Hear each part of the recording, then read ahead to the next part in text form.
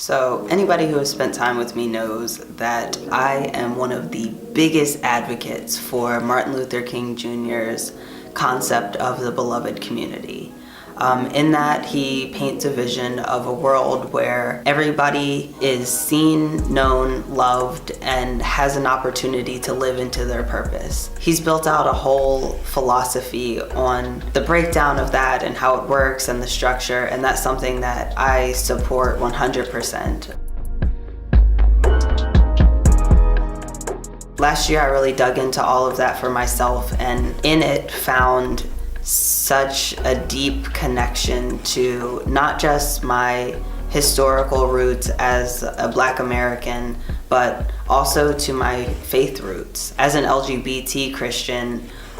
living in the South and having grown up in the North and having this whole complicated relationship with faith and what it looks like for myself, it spoke to me so significantly because, I don't know, my picture of the church has always been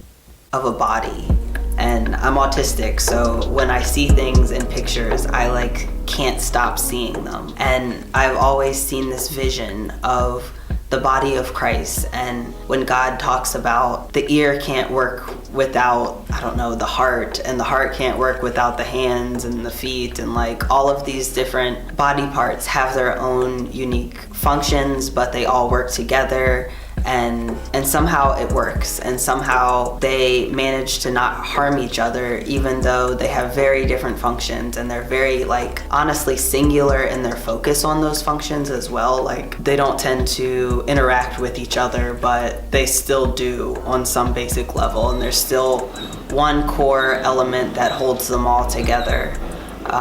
It's one of the most common analogies that God uses to show me how to move and how to live into my own purpose and in what I'm doing in the world. That vision helps me to clearly see one of the biggest lies that I think the church believes. And it's that instead of seeing the richness and the beauty that God has created by making us all diverse and making us all care so deeply about the things that we care about, and we're sold on this lie that God is not abundant, that we have to pick and choose whose struggle comes out on top, that we can't actually have a beloved community where we all work together towards the mutual benefit of the body as a whole,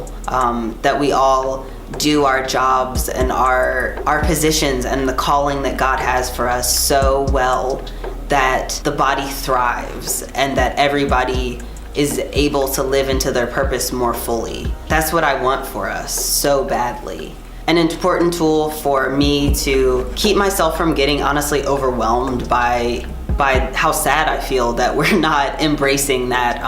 richness is that in my own life, in everything that I do, in every move that I make, I want to celebrate and elevate the voices of the lives that God has changed. We know people by their fruit, that the fruit of the Spirit is how we can discern where God is and what God is doing and where we should be.